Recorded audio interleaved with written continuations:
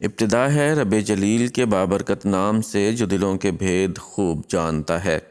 دیکھتی آنکھوں سنتے کانوں صابری میاں کا سلام پہنچے۔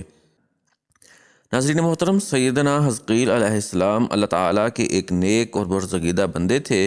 حضرت موسیٰ علیہ السلام کے بعد ان کے خادم خاص حضرت یوشع علیہ السلام منصب نبوت پر فائز ہوئے اور بنی اسرائیل کو ساتھ لے کر ارض مقدس کو مشرکین سے آزاد کروایا۔ اس جہاد میں حضرت کالب بن یحنہ بھی ان کے ہمراہ تھے، جو حضرت موسیٰ علیہ السلام کی بہن مریم بنت عمران کے شوہر تھے۔ مفسرین کے مطابق حضرت یوشع اور حضرت کالب ہی وہ دو شخصیات ہیں کہ جن کے بارے میں قرآن کریم میں ارشاد باری تعالیٰ ہے، جو لوگ اللہ سے ڈرتے تھے ان میں سے دو افراد جن پر اللہ کا انعام تھا کہنے لگے کہ ان لوگوں پر دروازے کے راستے حملہ کر دو تو فتح تمہاری ہی ہے، اور اللہ پر بھروسہ کرو اگر تم ایمان لانے والے ہو۔ حضرت موسیٰ علیہ السلام اور حضرت ہارون علیہ السلام کے بعد حضرت یوشع علیہ السلام منصب نبوت پر فائز ہوئے اور ان کی جانشینی حضرت موسیٰ علیہ السلام کے دوسرے رفیق حضرت کالب نے کی، لیکن وہ نبی نہیں تھے۔ ان کے بعد جس ہستی نے سب سے پہلے بنی اسرائیل کی روحانی قیادت اور رہنمائی فرمائی وہ حضرت حزقیل علیہ السلام ہے۔ حضرت موسیٰ علیہ السلام سے حضرت عیسیٰ علیہ السلام تک کے طویل درمیانی عرصے میں اللہ تعالیٰ نے بنی اسرائیل میں بہت سے انبیاء کرام مبعوث فرمائے، جن کی درست تعداد کا علم اللہ عز و جل کو ہی ہے۔ ان میں سے چند پیغمبروں کا تذکرہ قرآن کریم میں ہے۔ حضرت حزقیل علیہ السلام نے بنی اسرائیل سے کہا کہ تم سب تیار ہو جاؤ، ہم مشرکین سے جنگ کرنے جائیں گے تاکہ اللہ تعالیٰ کے نام کو بلند کیا جا سکے۔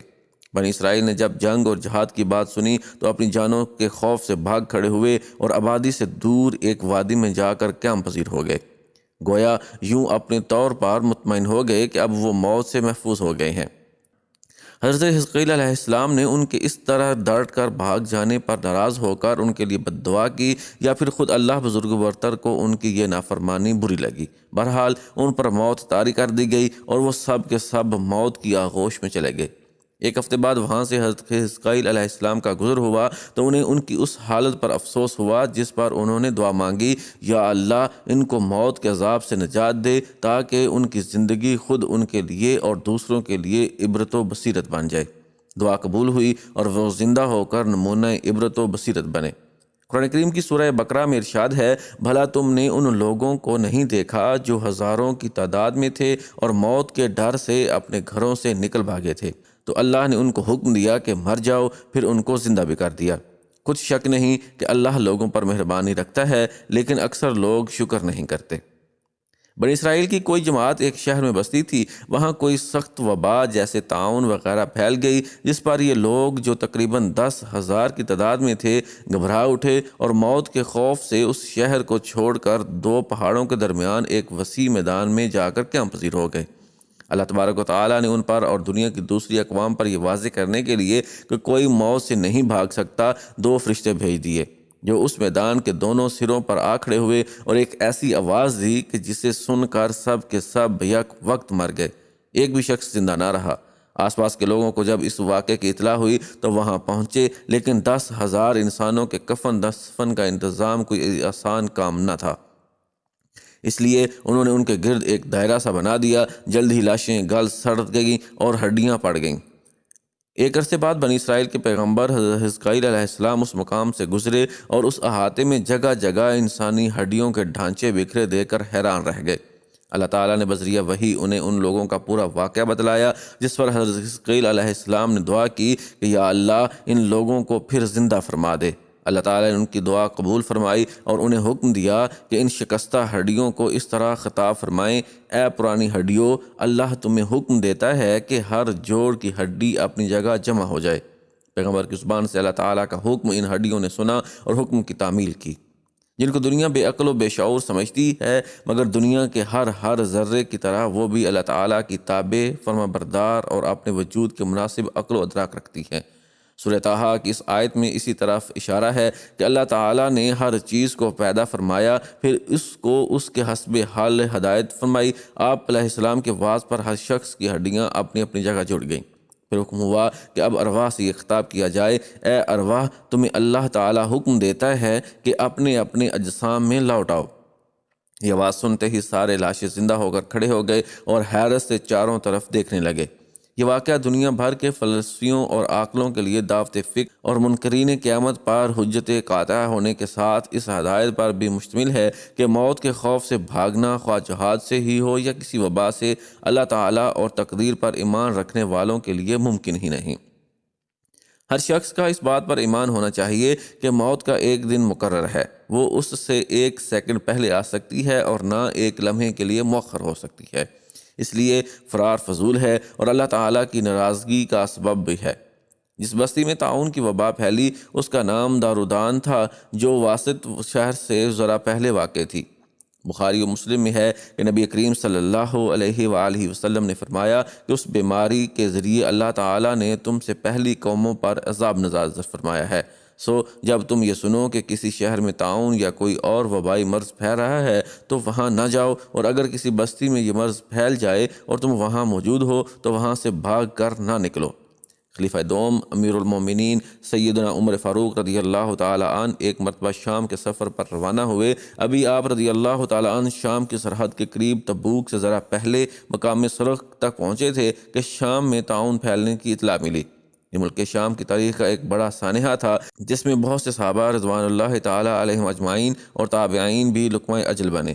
امیر المومنین رضی اللہ تعالیٰ عنہ نے رک کر صحابہ اکرام رضوان اللہ تعالیٰ علیہم اجمعین سے مشورہ کیا، لیکن کوئی واضح فیصلہ نہ ہو سکا۔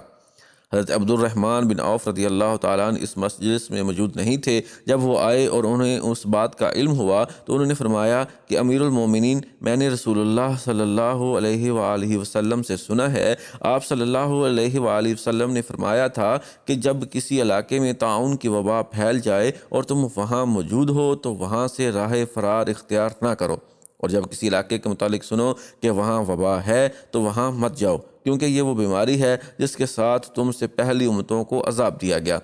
حضرت عمر فاروق رضی اللہ تعالیٰ نے جب یہ حدیث سنی تو آپ رضی اللہ تعالیٰ نے ملک شام میں داخل ہونے کا فیصلہ مؤخر کر دیا اور تمام رفقاء کو مدینہ منورہ واپسی کا حکم دے دیا۔ حضرت حزقیل علیہ السلام اور بنی اسرائیل سے متعلق اس واقعے میں 3 نہایت اہم باتیں ہر مسلمان کو دعوت فکر دیتی ہیں۔ پہلی بات تو یہ کہ موت سے فرار ممکن نہیں، اس کا ایک وقت متعین ہے جس میں لمحوں کی بھی کمی یا زیادتی کی گنجائش نہیں۔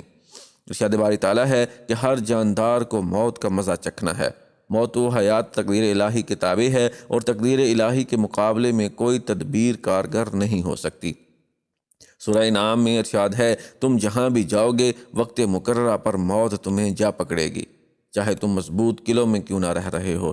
سورہ جمعہ میں ارشاد باری تعالیٰ ہے، اے پیغمبر صلی اللہ علیہ وآلہ وسلم کہہ دیجئے کہ جس موت سے تم بھاگتے پھرتے ہو وہ تو تمہارے سامنے آ کر رہے گی، پھر تم پوشیدہ اور ظاہر کے جانے والے اللہ کی طرف سے لٹائے جاؤ گے، پھر جو کچھ تم کرتے رہے ہو وہ تمہیں سب بتائے گا۔ حضرت حزقیل علیہ السلام کے واقعے سے دوسری جو اہم بات معلوم ہوئی وہ جہاد کے متعلق ہے۔ جہاد خالصاً ایک الہی عمل اور افضل عبادت ہے۔ ہر مسلمان پر لازم ہے کہ وہ کسی نہ کسی طور جہاد فی سبیل اللہ میں حصہ لے۔ جو لوگ جہاد سے منہ موڑتے ہیں ان پر اللہ کا عذاب نازل ہوتا ہے۔ قرآن کریم ارشاد باری تعالیٰ ہے، اگر تم جہاد کے اس حکم کی اطاعت کرو گے تو اللہ تمہیں اچھا اجر دے گا، اور اگر تم منہ موڑو گے جیسا کہ تم نے پہلے منہ موڑا تھا تو اللہ تمہیں دردناک عذاب دے گا۔ اسلام میں جہاد کی کئی اقسام ہیں، جیسے جہاد بالنفس، جہاد بالقتال، جہاد بالعلم، جہاد بالمال وغیرہ وغیرہ۔ امت مسلمہ کے ہر فرد کا فرض ہے کہ وہ اپنے آپ کو جہاد فی سبیل اللہ میں مصروف رکھے۔